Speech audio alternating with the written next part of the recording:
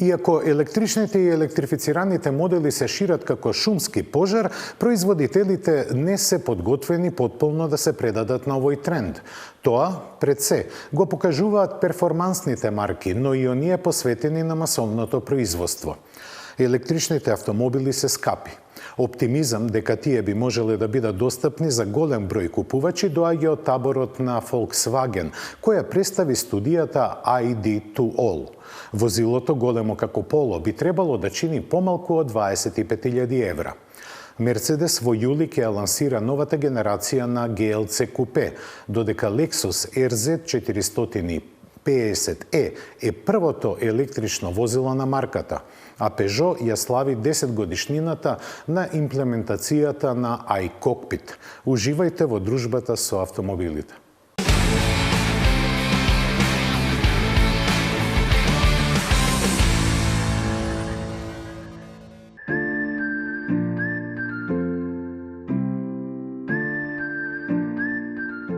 Моќен идентитет споен со елегантен електричен стил.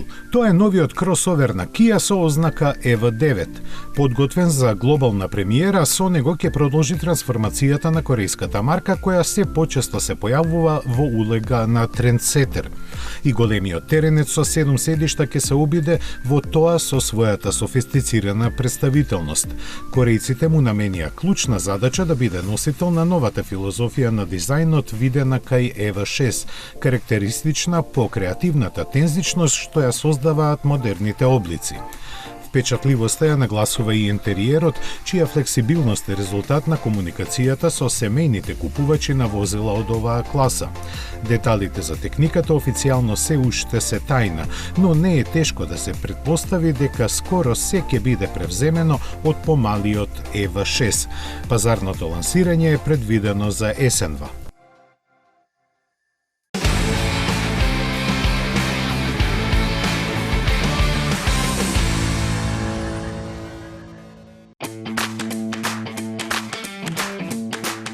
Со скоро двојно зголемена продажба, ланската година за Купра беше одлична, но челниците на спортската шпанска марка не беа целосно задоволни.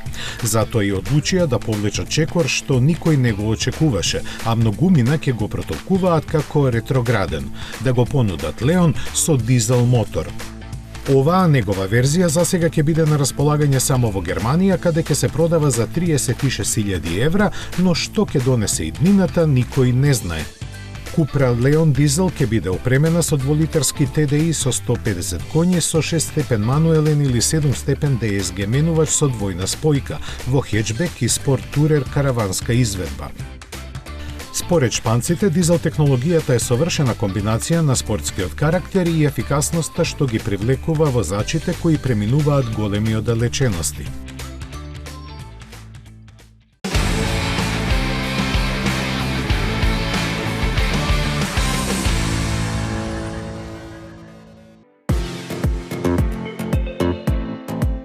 После погонската група, Lamborghini ја покажа и шасијата на наследникот на Aventador, кој се развива под ознаката LB744. Покрај карбонскиот патнички простор, хибридниот суперавтомобил ќе има нова периметарска рамка на предниот дел, чија структура ќе биде целосно направена од јаглеродни влакна.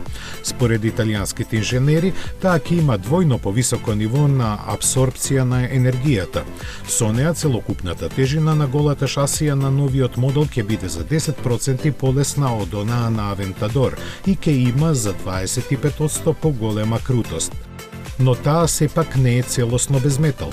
Задниот дел што ги држи моторот и ослонувањето се направени од алуминиум. Како што знаеме, за италијанскиот хибриден бик е предвиден V12 агрегат со вкупно 1015 коњски сили. Како ќе изгледа, ќе дознаеме доста бргу.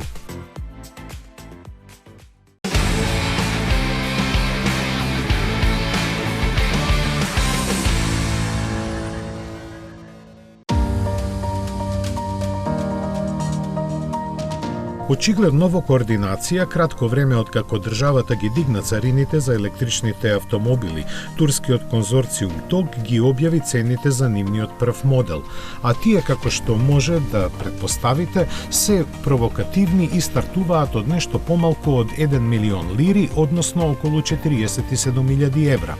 Се разбира, интересот за турскиот електричен првенец е толку голем што ќе биде организирана еден вид лотарија за да се одреди кои ќе бидат првите купувачи. Стартот ќе биде со специјалната серија по повод 100 годишнината од Турската република, а предвидено е испораките да започнат за месец или два. Останатите заинтересирани ќе мора да почекаат само уште малку, бидејќи е предвидено до крајот на годинава да се направат дури 20.000 возила.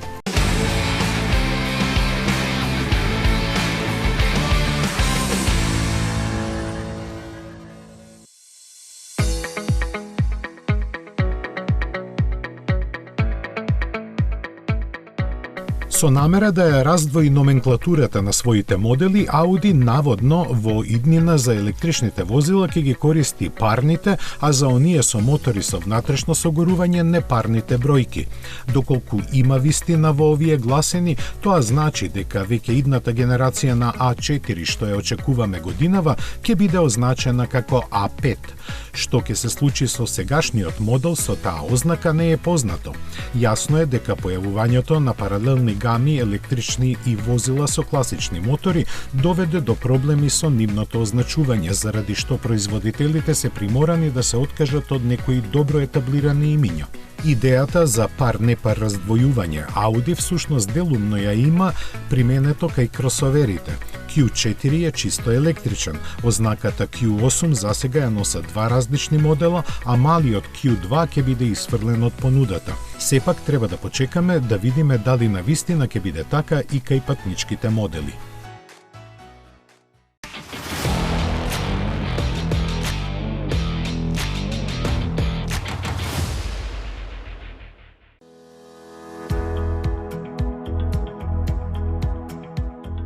Цената на струјата вртоглаво се искачи, а горивата пак час поскапуваат, час поевтинуваат. Ако до пред една година се сметаше дека возењето електричен автомобил е далеку поевтино, сега параметрите се измешаа. Некои примери од Западна Европа кажуваат дека дури е поскапо отколку возењето на бензин, посебно ако се користат јавни полначи.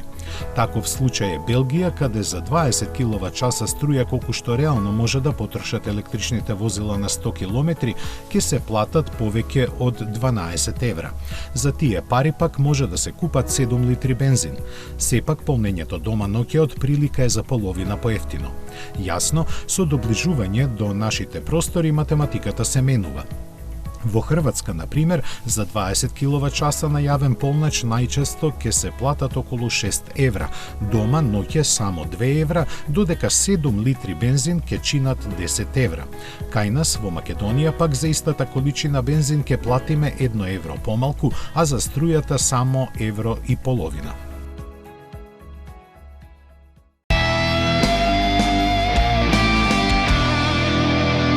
Tu me fais tourner la tête. Je ferai le tour du monde. Ça ne tournerait pas plus que ça. La terre n'est pas assez ronde.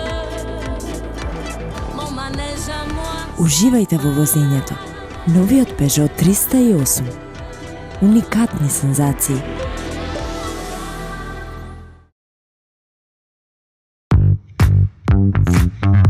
Мислите на ново возило? Одберете возило, Шпаркасе лизинг купува за вас. Вие бирате година, модел, боја, месечна лизинг рата. Ние реализираме Шпаркасе лизинг. Шпаркасе лизинг ги финансира сите видови на патнички возила.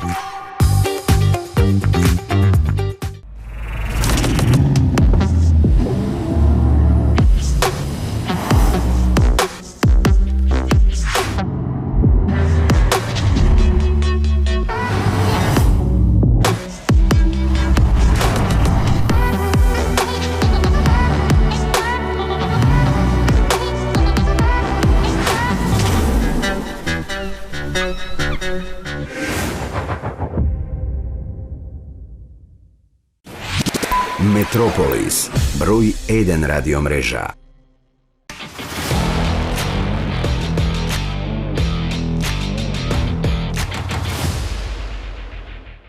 Стилот на живот Долче Вита е типичен за италијаните.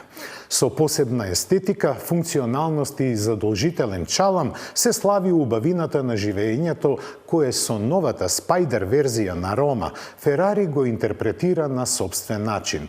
Тоа е во спротивност на американскиот стил, кај кого се е предимenzionирано. Таков пример е Форд Бронко, кој со сета своја колосалност сака да се представи на европските купувачи. Тоа ќе го направи годинава со скромна квота од 999 примероци.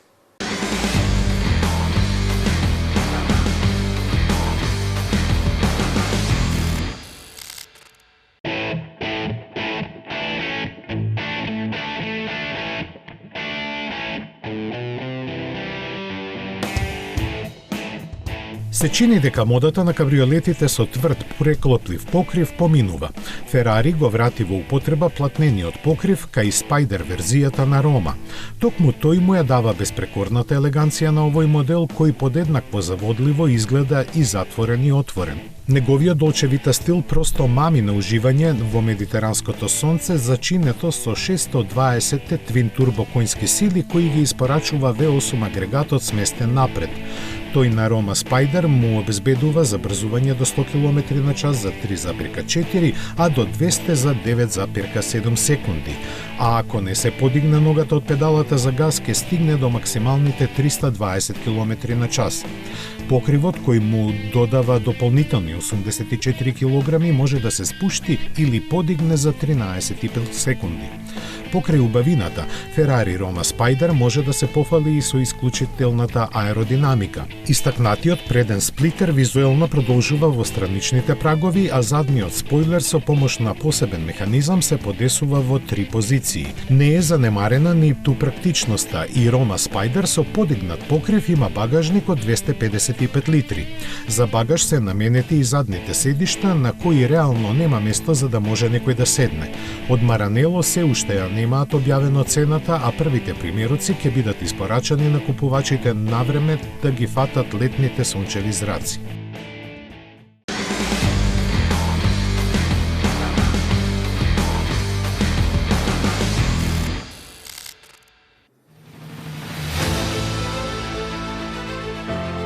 После пар години неизвестност и некој месец откако и официјално беше најавен, Форд Бронко пристигнува во Европа.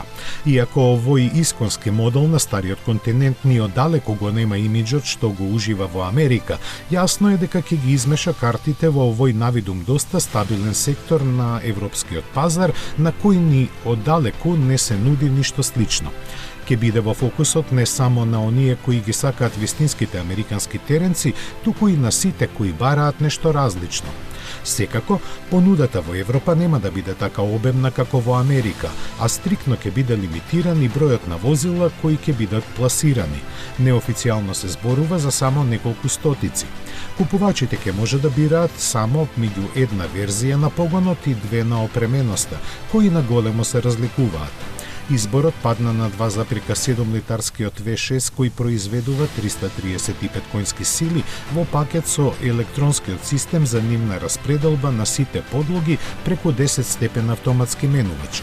Но и покрај уникатната атрактивност на овој теренец, она што нема да им се допадне на европските купувачи е цената која ќе стартува од 75.000 евра.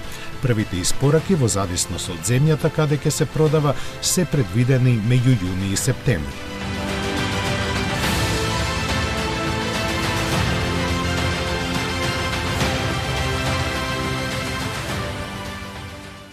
RZ450E е првото батериско електрично возило на брендот, најавувајќи дека до 2026 година ќе бидат понудени целосно електрични модели во секој сегмент. Врската помеѓу Toyota и Lexus е тесна и не треба да изненадува што луксузната марка ги користи технологиите на најголемиот светски производител на возила. Секако, дека за својот модел обезбеди разлики од близнакот со цел да ги задоволи своите купувачи и да ја оправда цената.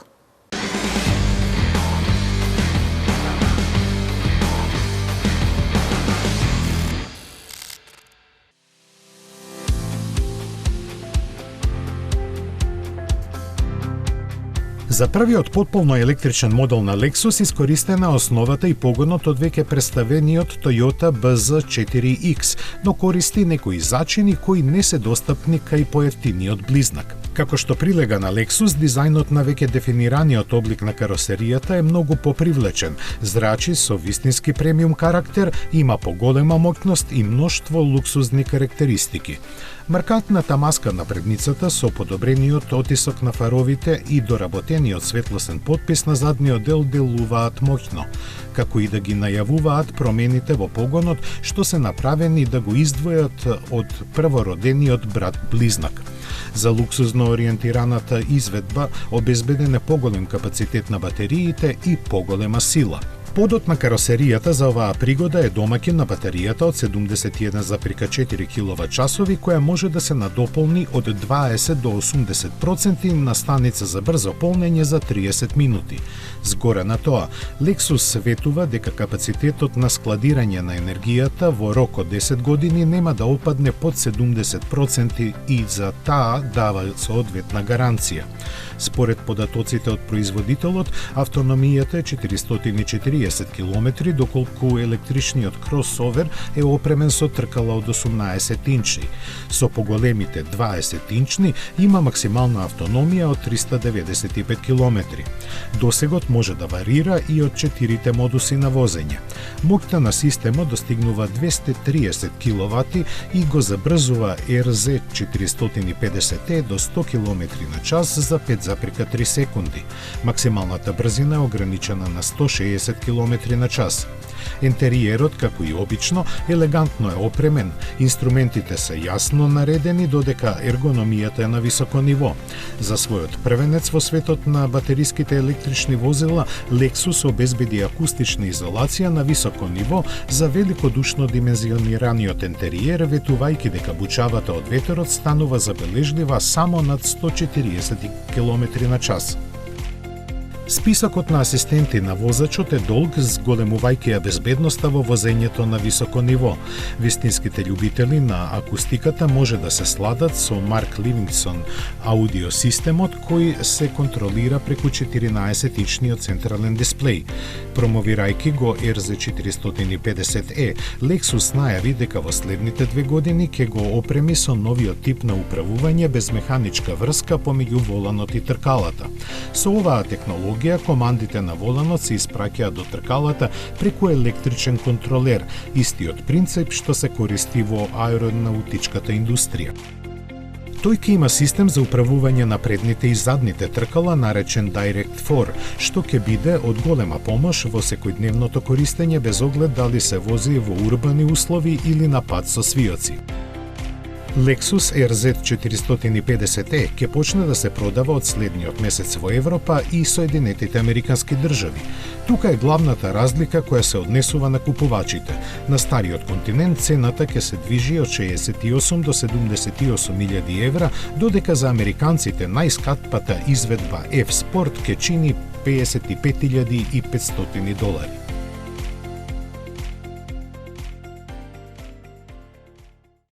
Електрификацијата ги направи автомобилите скапи и недостапни за повеќето купувачи. Тоа се должи на високата цена на батериите. Со своите вложувања во собствени капацитети на правење на батерии, Volkswagen отвора ново поглавие во својата историја. Моделите од електричната понуда на волфсбуршкиот гигант со ознака ID чинат повеќе од 40.000 евра, па не чуди што Volkswagen, чие име значи народно возило, се оддалечи од народот. Новиот шеф на компанијата Томас Шефер тоа сака да го смени и да ја врати марката на корените. Минатата недела тоа го покажа на дело со студијата ID to All.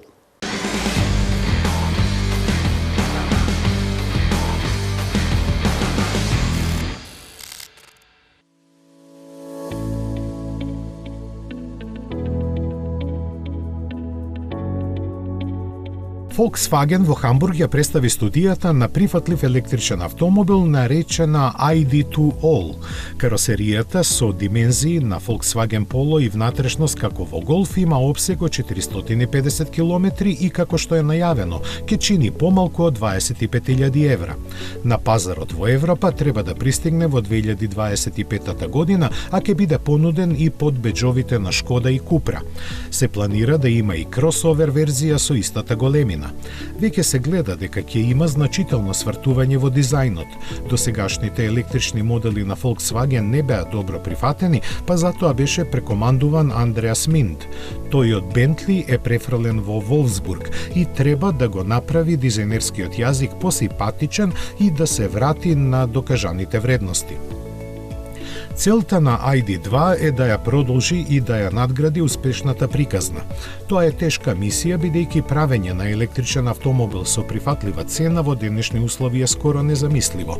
Главно поради високите трошоци за батеријата, возилата на електричен погон се многу поскапи од оние со класични мотори. Денес батериите чинат помеѓу 110 и 140 евра по киловат час. Тоа значи дека батеријата од 77 киловат часови во ID3 чини над 9000 евра. Со цел сепак да ја достигне најавената цена од 25.000 евра за ID2, Volkswagen ќе се потпира на собственото производство на батерии. Кога автомобилот ќе излезе на пазарот, келиите од Salzgitter ќе бидат достапни. Во Долна Саксонија, Volkswagen поставува собствено производство на келии со цел да ја намали својата зависност од азијските добавувачи. ID2 треба да се произведува во шпанската фабрика на Seat во Марторел, подставен е на платформата MEB, а погонот е на предните тркала со максимална моќност од 166 киловати. Планиран е нов инфозабавен систем со екран на допир надополнет со класични прекинувачи. На представувањето на студијата ID2, Volkswagen наговести дека подготвува мал електричен автомобил поевтин од 20.000 евра кога го планира за крајот на деценијата.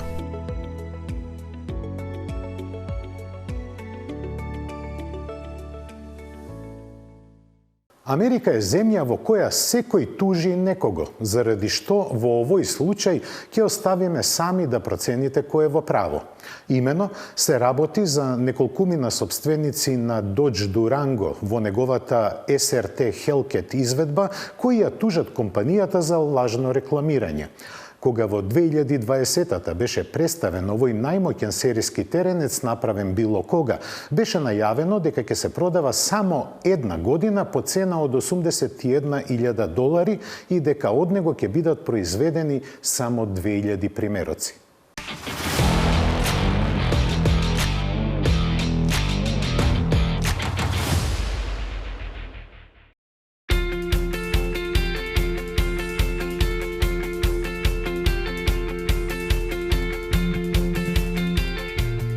Пандемијата ги замеша своите прсти во уште една судска развршница. Откако почетокот на испораката на Dodge Durango SRT заради пандемијата дебело доцнеше, а во меѓувреме за неполни 3 месеци беше целосно распродаден, од Dodge одлучија да го зголемат производството од најавените 2 на 3000 примероци. Но ни тие не беа доволно. Интересот за овој 6,2 литарски теренец со 3 реда седишта, чиј 8-цилиндричен мотор со 2 компресори развива 710 конски сили продолжи. Заради тоа се најде во планот за производство и за наредната 2022 моделска година, во тираж од уште 1000 примероци. Чашата сепак го прели тоа што неговото производство продолжи и за тековната 2023, без при тоа од Dodge да прецизираат уште колку возила ќе направат. Заради сето ова, оние кои први застанаа на ред за него, плакајќи скоро 3 пати повеќе од основниот модел, се чувствуваат измамени. Тие едноставно не сакаат секој да може да почувствува како изгледа забрзувањето до 96 км на час за 3,5 секунди. Љубоморно чувајќи го своето одушевување, тие стегнаа тужба на Dodge во која наведуваат дека нивната инвестиција е загрозена и дека возилото што го купиле повеќе не вреди како што првобитно им било презентирано. Големо прашање е колку ќе потрошат за адвокати, уште поголемо дали тужбата ќе ја добијат, но нивната упорност покажува дека фер односот кон купувачите е од клучно значење за имиджот на една компанија. Од Stellantis нема никаков одговор на обвинувањата кон нив под изговор дека не можат да коментираат додека судскиот процес трае. Колку за информација, лани од Dodge Durango од сите верзии во Соединетите Американски држави се продадени 55.500 примероци. Во својата историја, Peugeot секогаш имал смели идеи за автомобилите. Преку своите концепти привлекуваше огромно внимание на автомобилските смотри. На една таква, тогашната кралица на саемите, салонот на автомобилите во Женева, во 2010-та преку концептот SR1, лавото од Елисејските полиња, тивко најави револуција.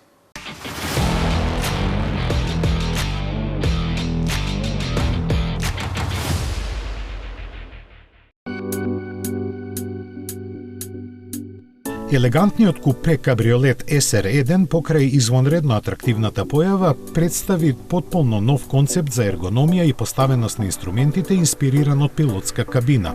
Охрабрени од позитивните реакции на публиката, дизајнерите се фрлија на работа. Поминаа 3 години од реализирањето на оваа замисла која се материализира во моделот 208. Наречен iCockpit, новиот пристап го карактеризираше смалениот управувач, подигнатиот инструмент панел и централниот екран на допир преку кога се контролираат главните функции на автомобилот. Од тогаш iCockpit се имплементира кај сите модели на Peugeot и во временска рамка од 10 години стана препознатлива карактеристика на марката. Како се развиваа конективните технологии, така овој пристап беше дотеруван и модернизиран. Во 2016 година, втората генерација на Peugeot 3008 и 5008 беше представена верзијата со 12,3 инчен дигитален дисплеј, што може целосно да се приспособи и персонализира, додека прикинувачите беа поставени под централниот екран на допир за да се олесни пристапот од основните функции. Во 2019 година, втората генерација на Peugeot 208 воведе 3D дигитална инструментабла. Peugeot iCockpit отиде чекор понапред кај новите генерации на 308 и 408 со воведувањето на новиот инфозабавен систем iConnect, нов компактен управувач со можност да детектира присуство на рацете на возачот кога користи помагала за возење и iToggles, чувствителни на допир, со кои може да се конфигурираат клима уредот, телефонските контакти, радиостаниците и поставките за стартување апликации. Што е уште поприфатливо за собствениците, тие можат и по собствен терк да ги конфигурираат поставките.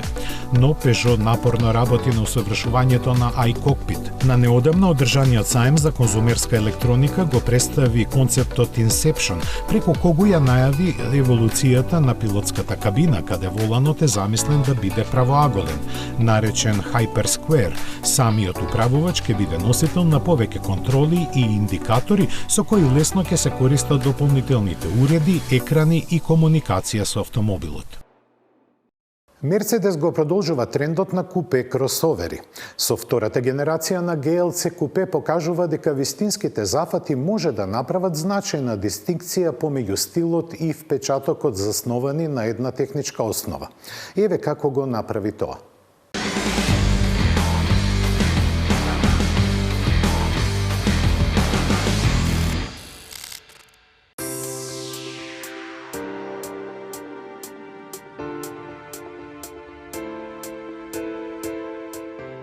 Трендот на купе кросовери покажува забележителен интерес на пазарот. Најновото дополнување на оваа категорија е новата втора генерација на Mercedes-Benz GLC купе, која има повеќе стилски пристап кон истиот рецепт, додека ја споделува својата основа со стандардниот GLC. Од него е превземен изгледот на предницата, додека наведнатата линија на покривот и целосно редизајнираниот заден дел го издвојуваат. Ова во голема мера се должи на потенките LED задни светла, кои се поврзани едни со други. Интегрираниот спойлер сместен под силно наведнатото задно стакло, истакнатиот заден браник и големата доза на хромирани детали го интензивираат впечатокот на новитетот. Каросеријата е продолжена за 31 мм и постигната е подобра аеродинамична ефикасност од претходникот. Внатрешноста е во потполност превземана од донаторот. Возачот за основните параметри се информира преку 12,3-инчната дигитална инструмент табла, додека централно на навалената централна конзола поставен е 11,9-инчен екран на допир, усвојувајќи ја на новата верзија на инфозабавниот MBUX систем. За аудиофилите ќе се нуди Burmester 3D Surround System со 15 звучници од 710 вати. Поради купеовската форма, жртвуван е просторот за главите, но остатокот од внатрешноста се чини дека е просторна како во стандардната верзија. Од продолжувањето на каросеријата профитираше багажниот простор и сега е поголем за 45 литри, бележејќи вкупно 545.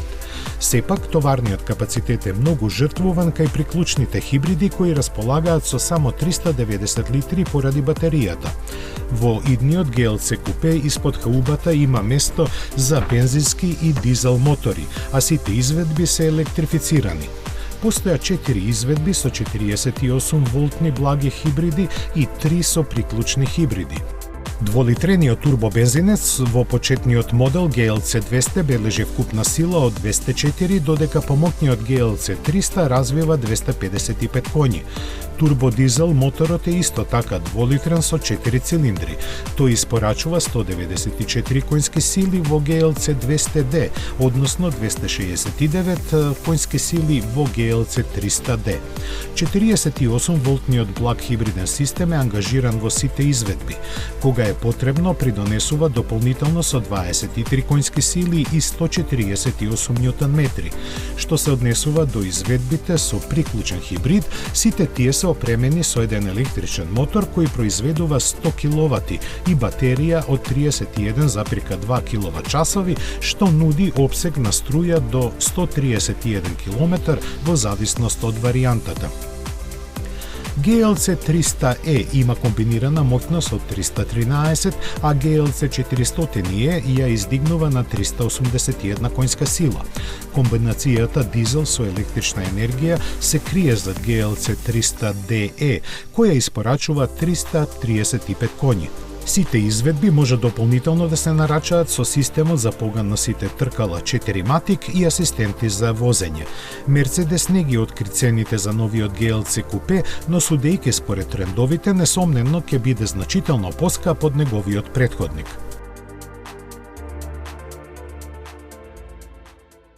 Календарската пролет веќе започна, а со тоа и одредбата за задолжителна зимска опрема во автомобилите завршува.